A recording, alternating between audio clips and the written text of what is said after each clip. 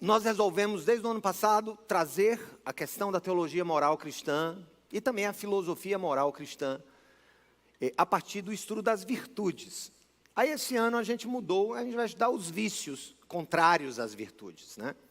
A gente estudou, por exemplo, a virtude da temperança, que é a virtude que nos auxilia a pôr limites àquilo que é prazeroso para nós. Não é matar o que é prazeroso, é estabelecer limites, é reger, eu hoje estava pensando no almoço, a temperança é a regência da sinfonia das paixões.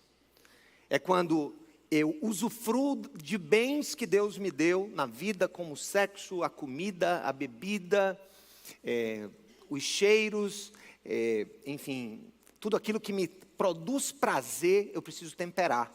Então, a temperança, na verdade, não é uma virtude que mata o prazer, é uma virtude que gerencia, que orquestra, e não deixa que nós sejamos escravos das paixões, mas senhores delas, sem destruí-las. E aqui há um equívoco muito grande que se construiu sobre o cristianismo, a partir de filmes como, por exemplo, O Nome da Rosa, ou como lições sobre a eventual malignidade do sexo, quando, na verdade, isso não é teologia cristã, isso foram deslizes que a igreja, no tempo, pode ter cometido aqui e ali, que certamente cometeu aqui e ali. Mas a temperança é exatamente isso, é como eu posso reger a sinfonia dos prazeres, como eu ponho os limites a eles na minha vida, tanto da comida, quanto da bebida, quanto do sexo e outras coisas que são prazerosas. A coragem nós estudamos como uma virtude que, na verdade, ela funciona de uma maneira não antagônica, mas quase que do outro lado. É como eu me lanço naquilo que não é prazeroso, mas naquilo que me dá medo, mas que é bom e que eu devo buscar. O corajoso, ele enfrenta a dificuldade por causa do bem por trás do alvo que se busca. Então, enquanto a temperança rege o prazer, a coragem, ela domina o medo e te faz avançar. É uma segunda virtude chamada cardeal. A terceira é a justiça, onde nós distribuímos para cada um o que lhe é devido. Então, ter uma vida justa é entender que todos são aqui dignos e todos têm diante de Deus direitos inalienáveis e eu preciso agir com justiça no meu trato, que eu chamaria de intersubjetivo, né, entre os sujeitos. E a última virtude cardeal é exatamente a prudência. É a virtude que é a dirigente, é a cocheira, que dirige as três outras virtudes. A prudência ou sabedoria prática, ela me faz buscar a temperança, buscar a coragem, buscar a justiça. E aí a gente tem as três últimas virtudes, são as chamadas virtudes teológicas, que são dadas por Deus. A fé, quem sabe mais, a esperança e o amor, a tríade, né, das virtudes. E quando a gente estuda os vícios são, na verdade, hábitos, assim como são as virtudes. São hábitos adquiridos, que fazem parte da nossa vida.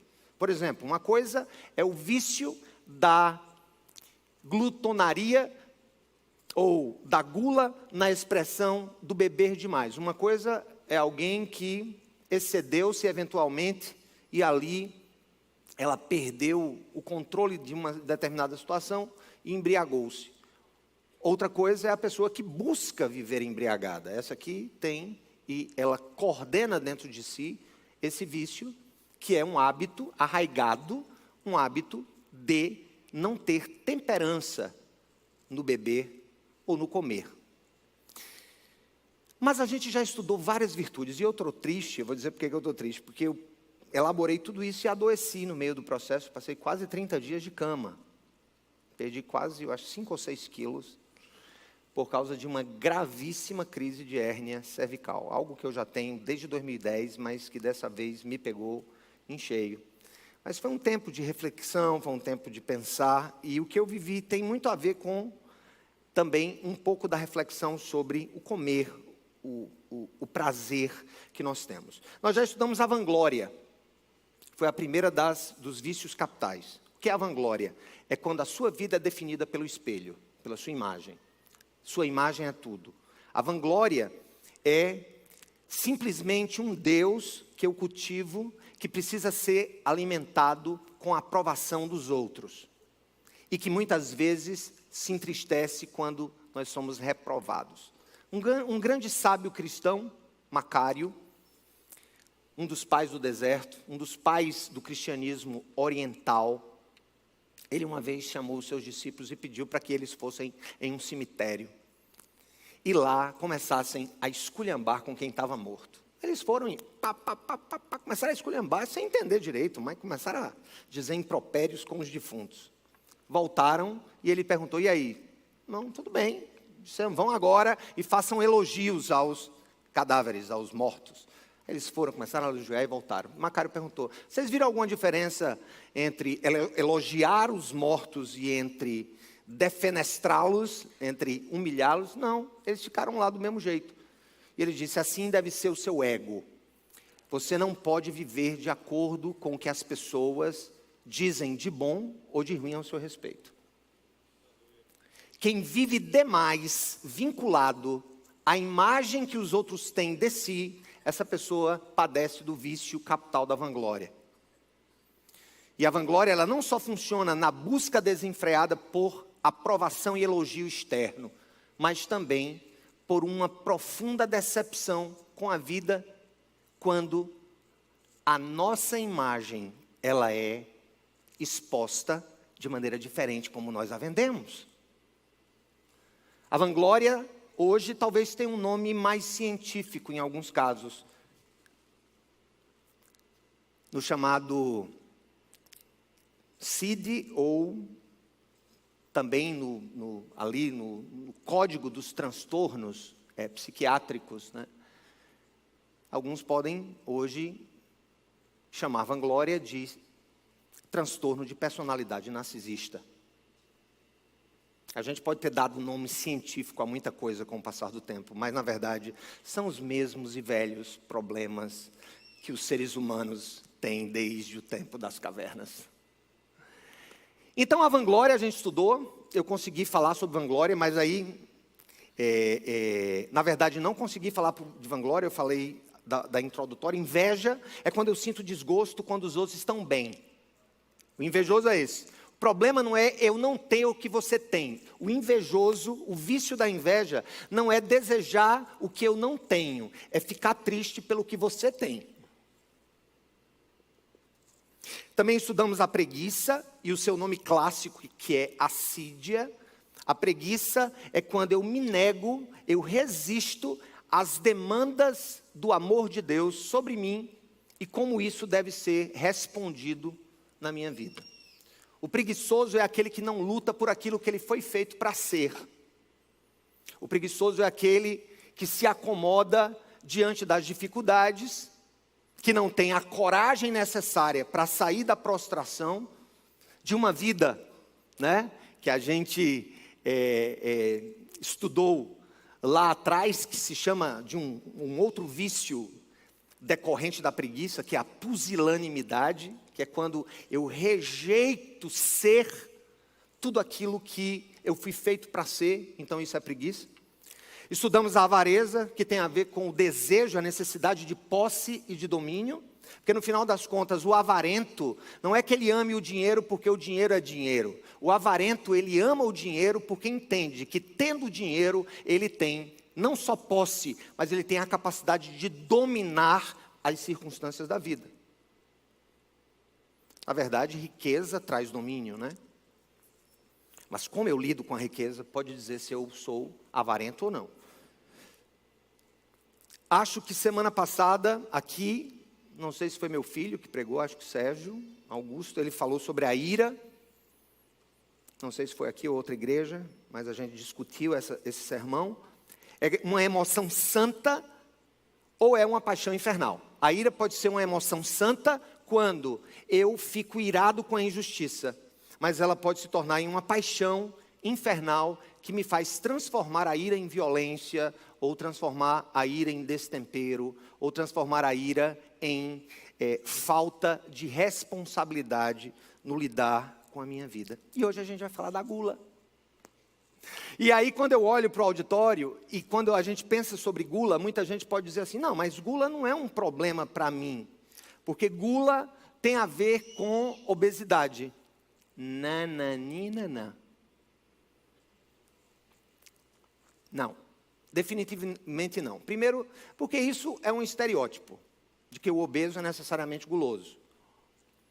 Porque a gente não sabe que o guloso nem sempre é obeso.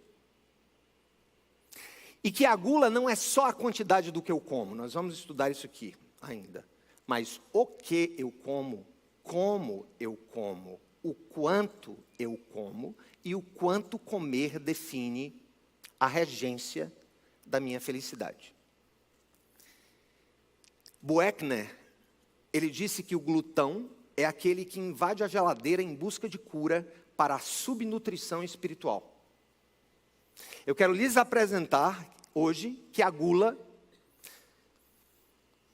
além de poder ser um transtorno alimentar, além de poder ser ou ter algum estereótipo cultural, a gula tem a ver com espiritualidade. Na verdade, tem a ver com desnutrição espiritual. E nós vamos entender por que aqui. Vamos repetir. O glutão é aquele que invade a geladeira em busca de cura para a subnutrição espiritual. E aí, gente, o texto que nós escolhemos hoje para a gente fazer uma avaliação de como Deus nos coordena, como Ele nos ordena, e de o quanto a temperança com relação ao que eu como, com relação ao que eu bebo, é importante como elemento de crescimento e de maturidade espiritual, a gente vai para a carta de Paulo aos Filipenses, capítulo 3, verso 13 a 21. Olha o que diz Filipenses, dos versos 3 a 21. Eu vou começar lendo 13 a 21. Eu vou começando aqui para vocês entenderem o que Paulo vai querer dizer sobre santificação, sobre mortificação do corpo e sobre sermos como Cristo é. O padrão da igreja não é Sérgio, o padrão da igreja não é Malafaia, o padrão da igreja não é Billy Graham, o padrão da igreja não é Bolsonaro, o padrão da igreja não é Lula, o padrão da igreja é Jesus.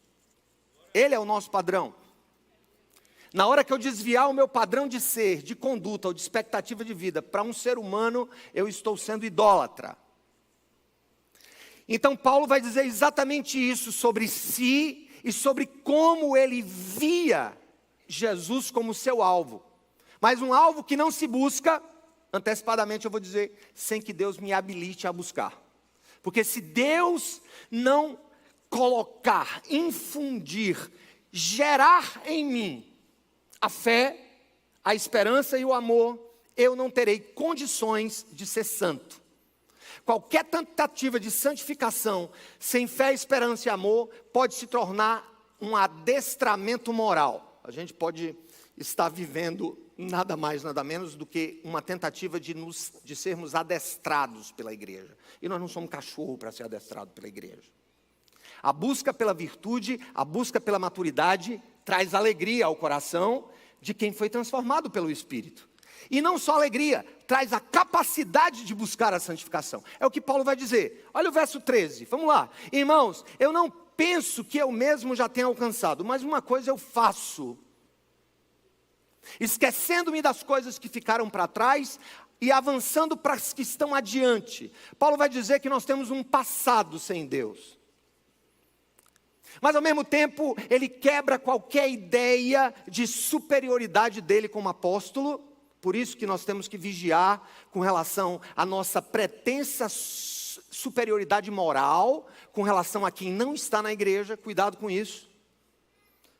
Esse senso de superioridade moral não passa de uma auto-idolatria e pode ser, na verdade, a fonte da vanglória da igreja, portanto, um vício capital. Paulo vai dizer, não que eu mesmo já tenha alcançado, mas eu faço uma coisa, eu esqueço daquilo que ficou para trás e eu avanço para o que está adiante. E ele vai dizer no verso 14, ele vai dizer o que no verso 14? Eu prossigo para onde? Para onde? Quem é esse alvo que ele põe aqui? Está claro que é Jesus, aquele que é perfeito, aquele que é o meu alvo de vida. Eu prossigo para o alvo, a fim de ganhar o prêmio do chamado de Deus em Cristo Jesus. Qual é o prêmio que Deus nos dá no seu chamado em Cristo Jesus? Igreja, se você visualiza no imaginário apocalíptico, escatológico, que o que está reservado como o maior bem para a igreja são riquezas, poder, reinos, templos, não. O prêmio do chamado de Deus em Cristo é sermos feitos por Deus, através do Espírito, à imagem de Jesus. O grande prêmio da igreja é, no vir a ser da história, na intervenção final de Deus sobre a vida do corpo, que é a igreja, é nós sermos feitos como Jesus. Em que aspecto? Físico? Não. É termos exatamente as qualidades daquele que é e deve ser o nosso modelo de vida. Isso é muito bonito. Paulo está falando de uma caminhada. Então, quando a gente fala de vencer vício, e quando a gente fala de crescer em virtude, a gente não está falando de acender um interruptor. Não. E quando a igreja não entende que o processo de santificação de uma pessoa para outra pode ter tempos diferentes, nós começamos a colocar um fardo nas costas das pessoas que elas não conseguem suportar. Por exemplo, alguém pode se converter a Cristo e continuar lutando contra o vício de cocaína durante anos. Um homem, uma mulher pode se converter a Jesus e lutar com a pornografia durante a vida toda. E ele diz, esquecendo-me do que ficou para trás. Esquecendo-me do que ficou para trás. Ou seja, todo dia eu tenho que matar, não um leão. Todo dia eu tenho que matar Sérgio uma vez, ou duas, ou três. Todo dia eu tenho que me mortificar. Em que sentido? Para me aniquilar? Isso é um outro erro. Mortificação, na teologia da santificação cristã, não é aniquilar-se, não. É tomar as rédeas da vida para que não sejamos escravos das paixões. Elas não são más em si, mas elas podem ter o senhorio da nossa vida quando não são controladas pela prudência cristã possibilitada pelo Espírito Santo que habita em nós a partir da fé, da esperança e do amor. Então ele vai dizer, prossigo para o alvo, ao fim de ganhar o prêmio do chamado celestial de Deus em Cristo Jesus. Ele vai dizer, todos nós que alcançamos a maturidade, verso 15, devemos ver as coisas dessa forma. E se em algum aspecto vocês pensam de modo diferente, isso também Deus lhe esclarecerá. Aí Paulo vai nos chamar, gente, a um equilíbrio de vida na gestão da virtude e no combate diário ao vício. Ele vai dizer assim, tão somente vivamos de acordo com o que já alcançamos. Deus nos deu fé, esperança, amor, o seu Espírito, salvação em Cristo Jesus. Somos novas criaturas que continuam lutando com a vanglória, com a ira, com a gula, com a inveja, com a avareza. Continuam lutando contra os mais diversos vícios, inclusive a preguiça, a lascívia. A lascívia tem tudo a ver com o destempero das paixões sexuais dentro de nós. Nós não negamos que temos um impulso sexual fortíssimo. Nesse aspecto, nós não podemos negar que Freud está certo, que temos uma pulsão sexual profunda. O que eu não posso concordar com Freud é que a gerência prudente da sexualidade, ela é uma maneira de negar a nossa natureza. Não, eu não sou um cachorro, eu não sou um cavalo. E você não é uma égua, nem você é um cavalo. Nós somos humanos. E a santificação, no final das contas, é o retorno à nossa plena humanidade. É isso que é santificação. Não é a auréola na cabeça. Santificação é o retorno ao homem divinal que Deus fez. E que Cristo é o modelo. Não só a via redentiva na cruz, mas como modelo santificador das minhas buscas. Olha só. Então Paulo vai dizer para nós aqui nesse texto, né? lemos que a gente deve viver de acordo com o que já alcançou. É o verso 16. Não podemos retroceder. Temos que estar com a guarda. Diz assim, eu ainda não sou o homem que Deus quer que eu seja, mas não sou mais o canalha do meu passado. Isso é uma indicação de que você está em curso. A vida cristã é vida em curso. Não é a ilusão de estarmos prontos e acabados, totalmente limpinhos. E o pior, dando lição de moral nas pessoas que a única diferença que tem de nós é a compreensão de que nós temos e precisamos de um Salvador. Então Paulo está construindo aqui uma teologia de santificação, chamando esse padrão perfeito das virtudes de Cristo, das virtudes cristãs, como o alvo que eu tenho que buscar. Mas ao mesmo tempo deixando para trás os vícios. E aí ele vai dizer no verso 17, olha o que é que ele diz no verso 17. Irmãos, sigam o que, irmãos? Unidos o meu exemplo. E observem os que vivem de acordo com o padrão que lhes apresentamos. Sigam unidos o meu exemplo. Nós precisamos da unidade do corpo como estrutura não só sociológica, mas antes de mais nada, uma estrutura de confiança mútua, onde nós vencemos as nossas limitações. Onde nós somos capazes de vencer o velho homem e a velha mulher. É uma ilusão querer uma vida cristã sem a realidade da vivência comunitária. Tá, tudo bem, não escolha essa igreja não. Nós somos bons demais ou ruins demais para o que você pode pensar. Mas não deixe de ter uma. Tenha uma comunidade para chamar de sua. Tenha pessoas para quem você abre o coração e que te corrigem, que te ajudam. Tenha na unidade, ele diz, olha, sigam unidos o meu exemplo e observem os que vivem de acordo com o padrão que nós lhes apresentamos. Eu acho muito bonito isso. E aqui a gente entra com aquela problemática da visão dos santos na igreja católica e na igreja ortodoxa e na visão dos santos na igreja reformada. Na verdade, nós temos dois riscos. Primeiro, a idolatria dos santos. Segundo, nós corremos um outro risco, que é tão ruim quanto a idolatria. É a incapacidade de olhar para os santos, homens e mulheres de Deus na história, e aprender com eles, de acordo com o padrão que nós lhes apresentamos. Nós precisamos de modelos. E nós temos que ter coragem de dizer, olhem para mim, enquanto eu olho para Jesus. A maior furada que você pode internalizar na sua vida cristã é aquela história, não olhem para mim, olhem para Jesus. Não, olhem para mim. Olhem para mim. Enquanto eu refletir Jesus, olhem para mim.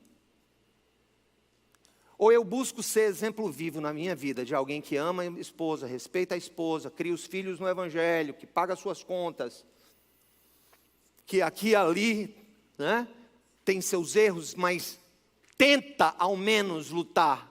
Eu quero que vocês olhem para mim. Lógico que eu quero que vocês olhem para mim. Enquanto eu estiver imitando a Jesus, olhem para mim. Paulo não disse, imitem a Jesus, não imitem a mim. Paulo disse, sejam meus imitadores, assim como eu sou de Cristo. Porque senão isso nos deixa soltos. De um lado, ficam aqueles, legalistas, medindo os centímetros das nossas vestes ou da nossa cabeça, do nosso cabelo, da cor da roupa. Ou, do outro lado, nós temos o quê? A esbórnia. É isso mesmo, deixa para lá, tudo bem, tudo bem, tudo bem. Como aconteceu agora com um pastor, lá em Goiás, que já se sabia desde muito tempo que era um cara que assediava as irmãs da igreja, ficava mandando mensagem de madrugada para as irmãs da igreja. Casado, separou-se pela primeira vez por causa disso, foi disciplinado por causa disso, a igreja não afastou, continuou, perdoou, o cara continuou lá, fez de novo com a esposa, fez de novo, e agora foi preso.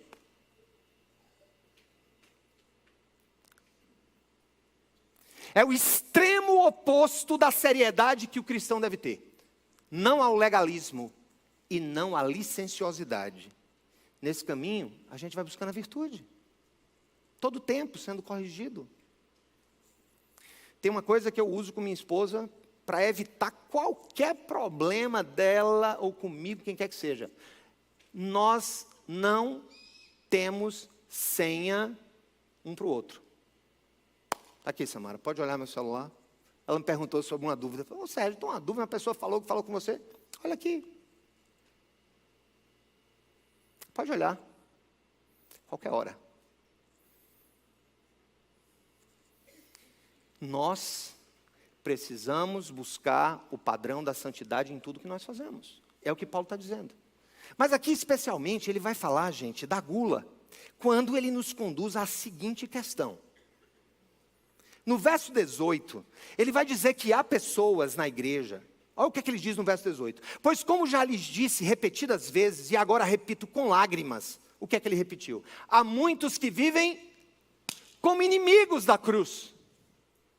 O que é o inimigo da cruz? É alguém que negou os efeitos salvíficos do amor de Deus no que Jesus fez e continuam vivendo uma vida como se não tivessem passado pela cruz. Inimigo da cruz. O inimigo da cruz não é o anticristo, não, gente. O inimigo da cruz é aquele que nega o efeito da cruz no seu processo de mudança de vida. É quando eu pego o que Jesus fez na cruz por mim e eu relego a nada. E eu vivo apenas aquilo que me convém. Aí ele vai dizer que são inimigos da cruz e aí ele vai entrar na questão do pecado da gula. Quando diz assim, são inimigos da cruz. Quanto a estes, verso 19, vamos comigo, o seu destino é o que, irmãos? É a perdição, verso 19. O Deus deles é o que? O estômago. O Deus deles é o estômago, e tem orgulho do que é vergonhoso. Eles só pensam nas coisas terrenas. E aqui eu pego o gancho. O guloso, o glutão, é aquele que deificou o estômago. É óbvio que estômago aqui é uma metáfora, né? Na verdade, o nosso estômago ele tem um papel importantíssimo no nosso sistema digestório, mas a digestão começa na boca, né? Na verdade, a comida começa a entrar em nós pelos nossos olhos, pelo olfato, né? E é interessante a questão, quando a gula se torna Deus, quando a comida se torna Deus em minha vida, ou quando a bebida se torna Deus, é quando ela é alçada a uma categoria de divindade na minha vida. Ela passa a gerir a felicidade que o prazer de comer gera dentro de mim. Ah, pastor, é errado ter prazer de comer? Não. Se fosse errado, Deus não tinha dado para nós. Se fosse errado o prazer de comer, Deus não tinha dado para nós um complexo sistema gustativo. Já percebeu? Imagina o tanque do teu carro. Quando você vai no posto e bota, teu carro é álcool, digamos. Quando você vai no carro, o álcool ou a gasolina ou o diesel servem como o combustível do carro. Sim ou não? Ele não anda. Podemos até dizer que as calorias que o carro vai gastar ali vão vir desse reservatório de combustível, que em nós são os nutrientes. Mas imagina só, você já viu o tanque de um carro dizendo assim, chega álcoolzinho, vai um álcoolzinho aqui no tanque, álcool, que gostoso. Esse diesel, imagina aí, gente, né? O motor do carro conversando ali com o tanque, que delícia. Deus poderia ter nos dado um sistema menos complexo, se Ele quisesse, e simplesmente com funções nutricionais ou de combustível. Nós poderíamos comer pelas mãos, né? Imagina. Pronto. Deixa eu ser rápido. Posto de abastecimento de comida. Bota a mão aí. Não. Deus nos deu um sistema complexo. Nós não só temos tons olfativos, nós não só temos tons auditivos, nós temos tons gustativos. Deus nos deu a complexidade de perceber o que é salgado, o que é doce, o que é amargo, o que é azedo, o que é gosmento, de texturas diferentes. Observe que Deus fez o comer como uma ação que tem conexões espirituais profundas. Olha lá para trás. O pecado original, que na Idade Média foi tido ou foi ensinado, não como ensino oficial, mas pelos desvios, muitas vezes sistemáticos, pelos quais a igreja cristã passou na história, foi vendido o pecado original como sexo, né? Mas não, o pecado original foi um distúrbio guloso de alguém que não se contentou em saciar-se e em ter prazer em toda uma pleiade de opções e escolheu um fruto específico que ali representava talvez o sabor diferente, ou representasse ali naquele fruto, como de fato representa a rebeldia do coração contra Deus. Mas observe que o pecado original ele tem a ver com uma mesa. Assim como quando Deus chama Abraão como pai da fé e pede o seu filho Isaque em sacrifício, em um sacrifício ali que tinha razões dietéticas muito claras, sacrificar o filho a Deus, é óbvio que Deus pediu aquilo apenas como teste da fé de Abraão, para ver se ele cria na ressurreição dos mortos, que é ensino central no cristianismo. Lá na frente, quando o povo judeu cresce no Egito, qual é a maneira em que Deus expressa a sua presença no meio dos judeus escravos no Egito? Através de uma refeição pascal, em que cada família mataria um cordeiro, comeria com ervas amargas e pão sem fermento. Ali, e naquele momento eles são libertos, também em uma refeição onde eles repartem. Jesus ensinou grandes lições ao redor de uma mesa de comida. E Jesus também deu os seus últimos ensinamentos da Santa Ceia, ou Eucaristia, o sacrifício eucarístico, ou a ação de graças eucarística naquele momento, em uma refeição com os seus discípulos, e ele ainda deixa para a igreja como símbolo sacramental para alguns, para outros simbólico apenas, a ideia de que quando participamos da ceia nós comemos o seu corpo e bebemos o seu sangue. Será que todas essas menções ao ato de comer na Bíblia, como um ato espiritual, não tem a ver com a nossa vida cotidiana no nosso ato de comer? E aqui eu vou dizer porque que gula não tem apenas a ver com obesidade, talvez nem tenha. Como eu disse no começo, talvez haja obesos que estão lutando com a temperança, ou lutando contra algum distúrbio hormonal, ou o que quer que seja. Enquanto há magros, fitness, que são gulosos. E a gula, gente, para os pais do deserto, que são os nossos pais espirituais da igreja ortodoxa oriental, que trouxeram a ideia da vida recolhida, monástica. Porque é o seguinte, a igreja, ela era una até o século XI. Havia 5 patriarcados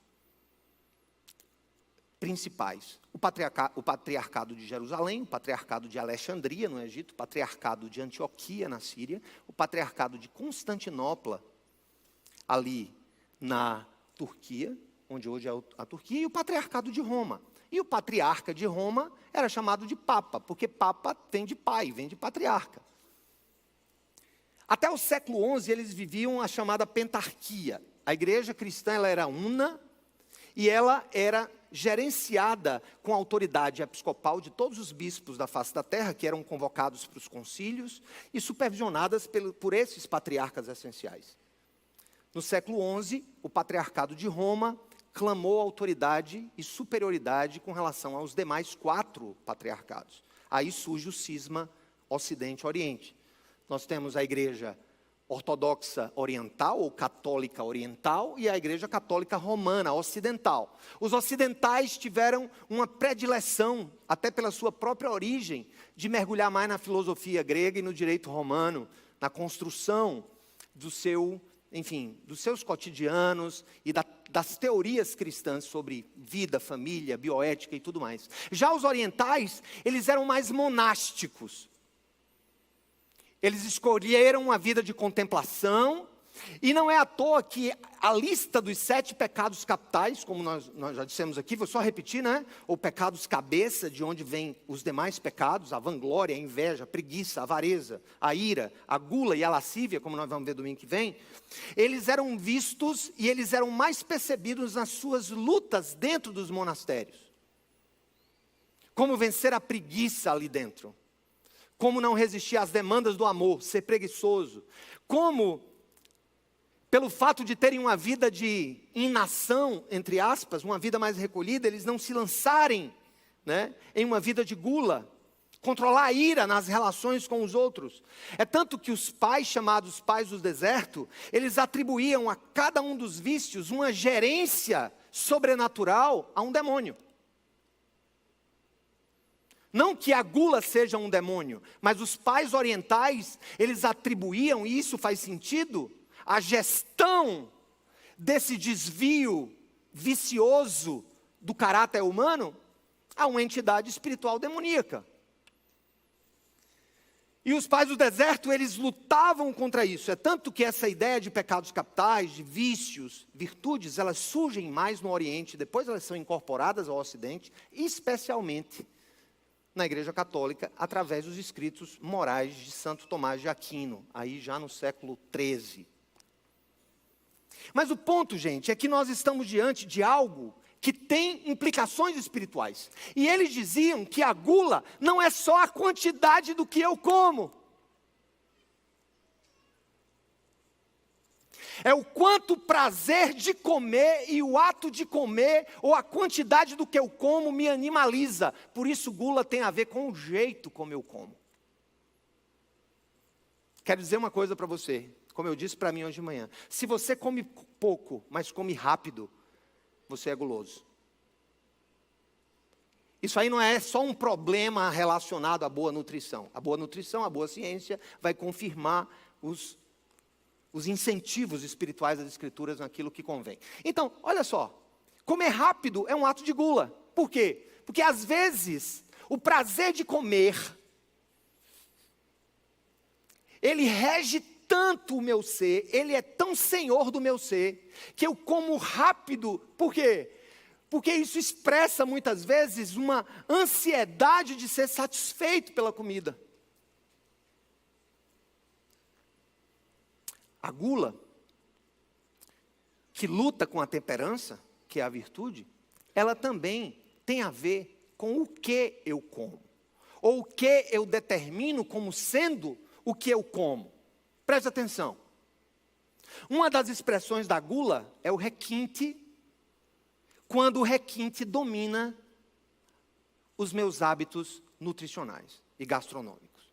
Eu não estou dizendo que é ruim a gente comer uma comida requintada. Estou dizendo que é ruim, eventualmente, quem pode mais ou quem pode menos, comer num restaurante. O problema da gula que se reveste aqui, por trás do requinte, é porque eu dei ao requinte a autoridade de ser a única via de produzir prazer gastronômico em mim. Como é que eu sei se eu tenho um problema com o requinte, com a escolha? Eu nunca estou satisfeito com aquela comida específica. Tem que ter alguma coisa, tem que trazer mais um molho. Se você é daquele tipo de gente que volta o prato no restaurante 2 ou 3 vezes, ainda que comendo pouco, você pode estar padecendo do vício da gula, em razão de ter deixado que o requinte gastronômico dominasse a sua gestão racional na sua alimentação. Esquisito, não é isso, gente? Como é que eu faço as medidas? Eu fico feliz se eu comer um pão seco, ou se eu comer uma esfirra importada. Eu estou feliz se eu comer um bife do Oião, ou um camarão, tipo super size. Observe que gula não é só quantidade de comida, é o quanto o ato de comer, que é um prazer lícito que Deus nos deu, tem domínio e tem controle sobre a minha realização enquanto experiência prazerosa. Então eu quero dizer uma coisa para você. Se você é aquele cara, por exemplo, outra expressão de gula que os pais do deserto experimentavam e lutavam contra elas. Ora, tinham lá, tinha comida para todo mundo, uma das coisas é o quê? Uma das coisas é respeitar as questões das porções. Se você senta numa mesa e não tem a capacidade de olhar na mesa quantas pessoas tem e quantos pedaços estão naquele prato, para que você, de maneira justa, coma o que deve comer, então você é um glutão também, você padece do vício da glutonaria.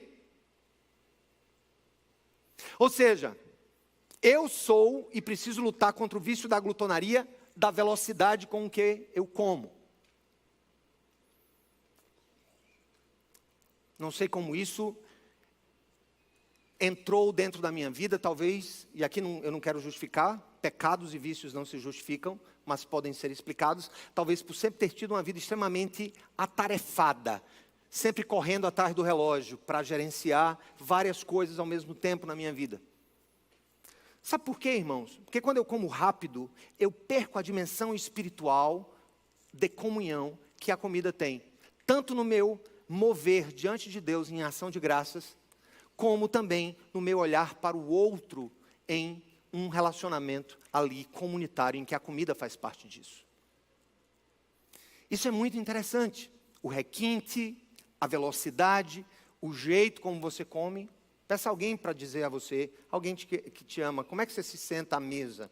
Você parece um ser humano ou você parece um javali faminto no meio do mato? Tem gente que assombra quando a gente vê comendo. Sério. Isso tem a ver com gestão do prazer. Isso é muito mais intenso do que simplesmente o que eu como ou quanto eu como. Deixa eu dizer uma coisa para você bem rápido. Talvez um atleta vai precisar comer muito mais que eu. Por isso que eu não vou dizer aqui que a quantidade do que se come tem um padrão para todo mundo. Não é isso. Uma mãe que está em processo de alimentação, de amamentação, ela precisa comer de hora em hora ou de 2 em 2 horas, porque é assim que a oferta do seu leite materno é dada. É por isso que a igreja jamais pode entrar no que e no quanto. Só a temperança do Espírito Santo para cada um de nós é que vai dizer. Ora, se você é diabético, sabe disso, e está indo contra a sua realidade de diabético, comendo doce, você está agindo como um glutão. Porque você não pode comer doce. Se você tem hipertensão e gosta de comida muito salgada, que não é um problema em si, já que antigamente se conservava carne com sal, mas se você vai contra o seu corpo, contra o templo, contra os seus limites. Quando você quebra regras de justiça na relação de comer com os outros. Gente, eu nunca pensei que eu ia pregar sobre esse assunto com essa profundidade de detalhe. Imagina só, você vai dizer que no dia de hoje nós fomos levados a aprender a comer na igreja. Como é que eu curo o problema da gula, da quantidade, da maneira que eu como, da necessidade de requinte, de estar sempre colocando muita coisa? Observa, gente, que os Estados Unidos, eles moldam o Ocidente em tudo. Inclusive nos nossos hábitos nutricionais. Essa coisa do hambúrguer, do fast food, vem de lá. Né? Então você observa que tudo é para nos levar ao prazer máximo assombroso. Não basta ser, digamos, um sanduíche de hambúrguer com bacon, não, tem que ser com 2 hambúrguer, 3 camadas de bacon, 2 camadas de molho, coberto com cheddar, mais um prato de batata ensopada no cheddar, sabe, com sabor de bacon. Já percebeu? Nós estamos sempre sendo levados ao extremo para dizer que eu só vou ter prazer no chamado X-tudo. E vai chegar um momento que o tudo não será suficiente. Aí vão começar a inventar coisa.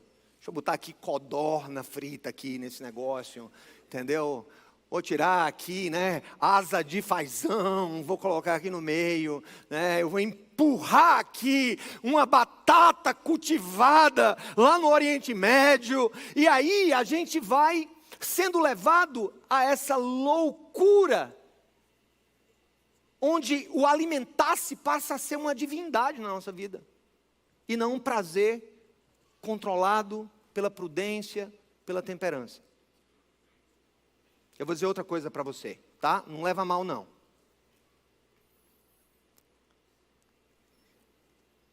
O que é uma comida diet? Vamos analisar a Coca Zero.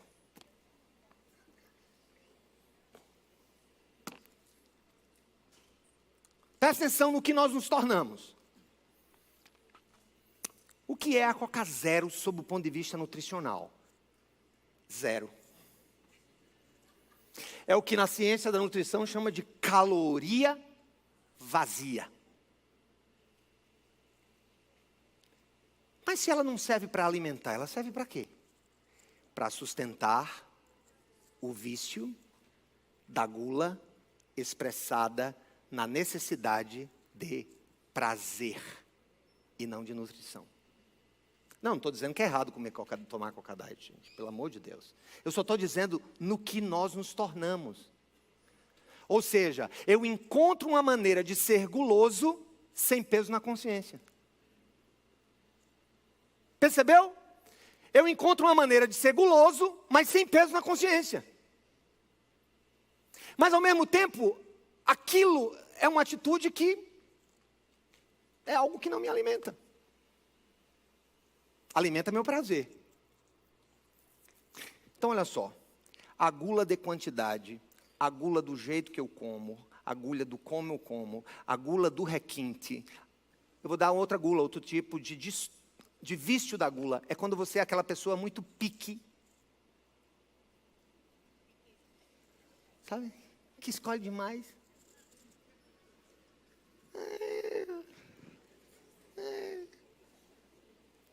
Menino criado com vó.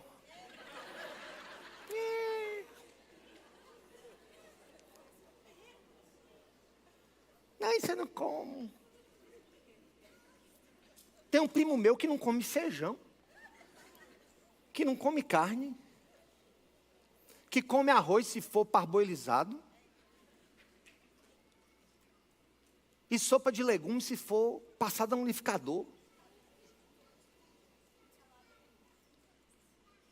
Isso tem a ver com o quê? Com o vício da gula, no seu aspecto de quê? De que eu passei a ser agora um escravo do prazer de comer de uma certa maneira.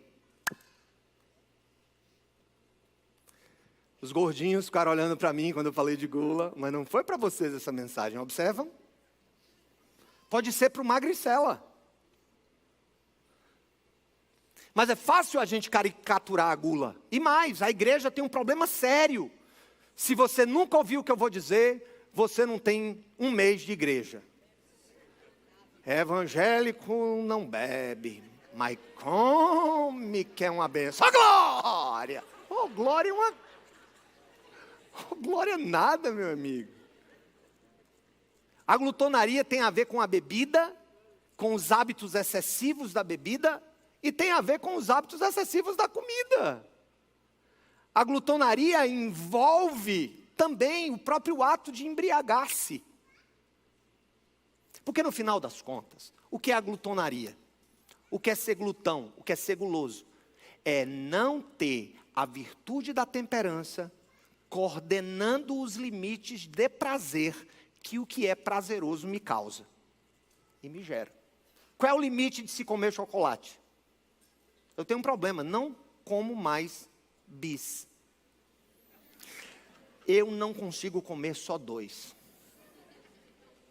Irmãos, dá uma turica e eu como os 20. Agora diminuíram a caixa para 16, eu já me sinto meio afetado. A caixinha está menor.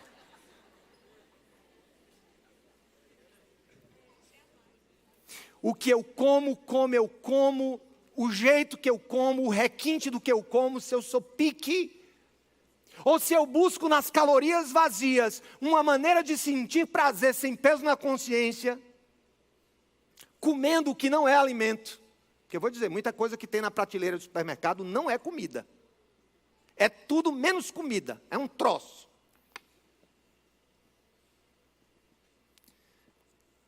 Como curar a gula? Bem, primeiro entendendo que o hábito de comer e de beber são hábitos que têm implicações espirituais, relacionais. Se eu como rápido, eu não interajo com o outro ser humano na minha frente. Se eu só gosto de comida vazia, que produz prazer, mas não alimenta, eu também sou um péssimo convidado na casa de qualquer pessoa, ou na vida de qualquer pai, ou na vida de qualquer esposo. Por quê? Porque o meu ato de comer é um ato não só nutricional, não só sociológico, não só ambiental, mas também um ato eminentemente relacional e espiritual. Porque quando eu como, eu dou graças a Deus por aquilo que Ele me deu. Você tem tido tempo de pelo menos agradecer? Ou é a fome tão grande que a oração, que durava 3 minutos, foi comprimida em um fast prayer, uma oração rápida, que diz apenas isso: Senhor, Tu sabes.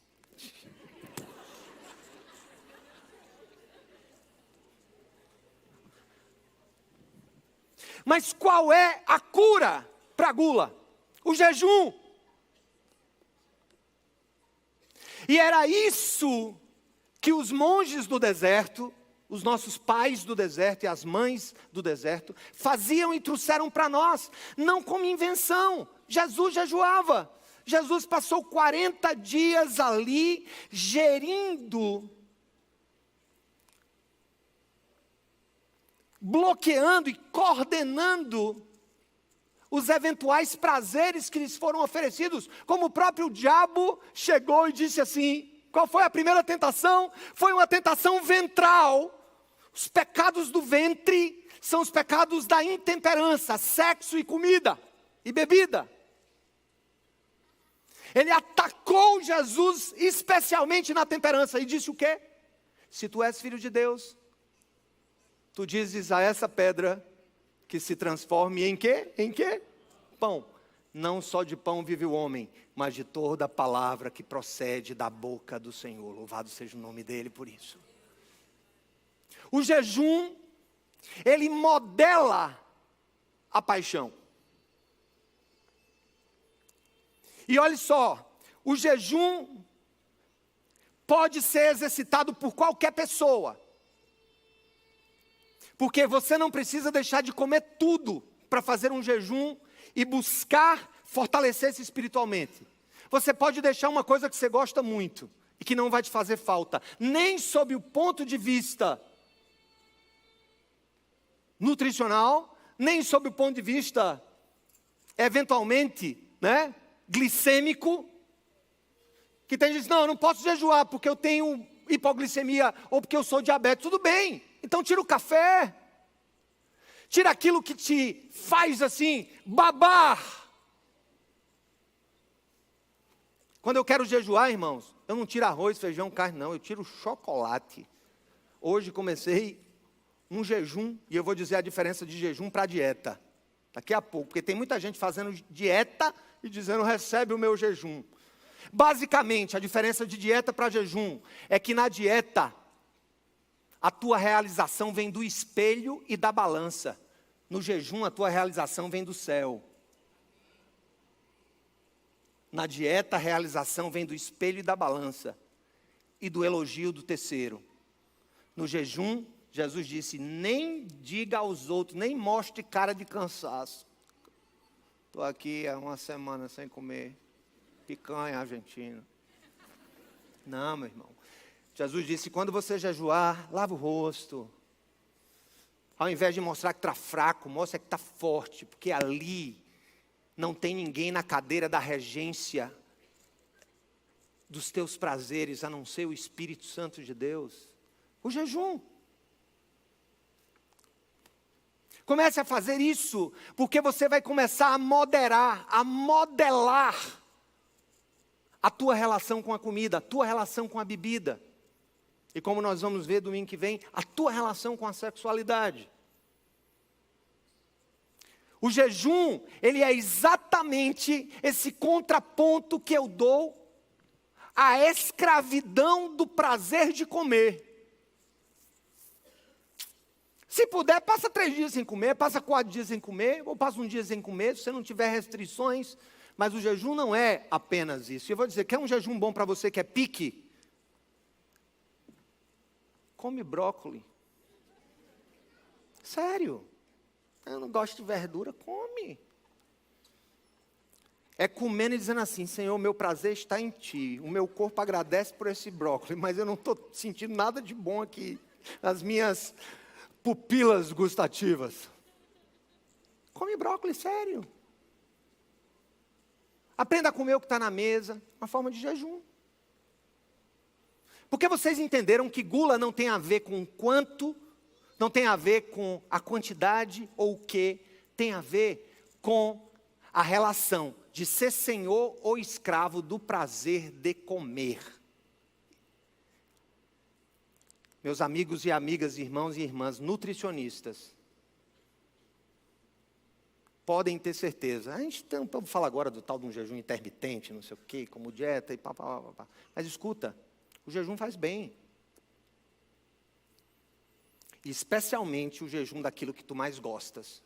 Eu quero abrir hoje com vocês aqui, em busca de crescimento espiritual. Nós vamos fazer um propósito, começando hoje com o Senhor, de 30 dias. Estou tirando chocolate, café e açúcar. Mesmo que matar. Mesmo que matar. E ampliar a minha ingesta de 2 florzinhas para 4 florzinhas de brócolis.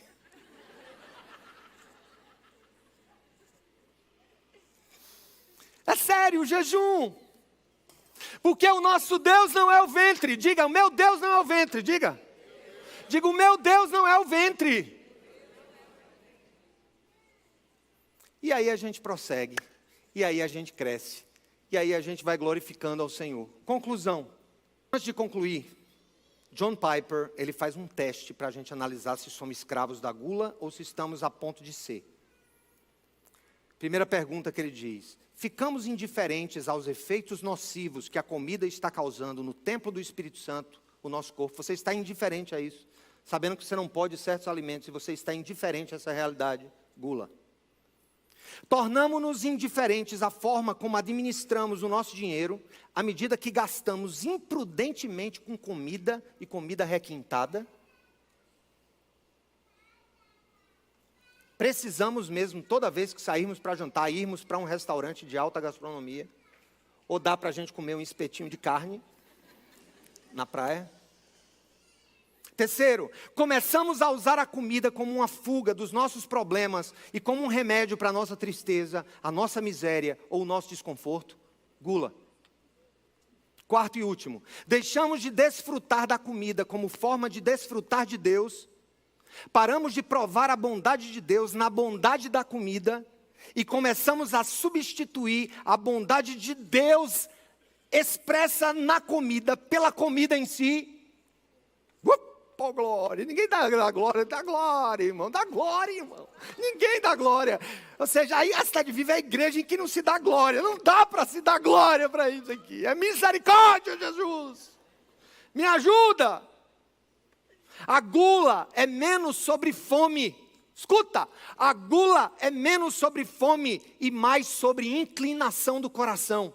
Pois revela uma alma que busca se saciar no excesso, na falta de amor ao outro, na relação do comer, na falta de amor ao corpo, na falta de amor a Deus, pois no seu comer desregulado e ingrato, nós desobedecemos ao Senhor.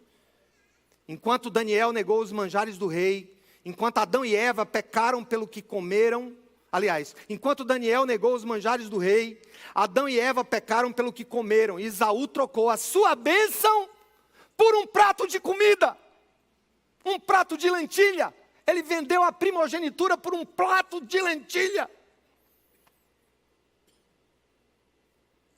Enquanto os que pecam pela gula demonstram a mesma rebeldia e desprezo à graça que estava oculta no coração de Adão, de Eva e de Esaú. Os que amam a Deus e buscam a santidade modulam os prazeres que distorcem o que Deus criou, pois o pecado não está no garfo, mas no coração de quem o leva até a boca. Que o Senhor nos abençoe.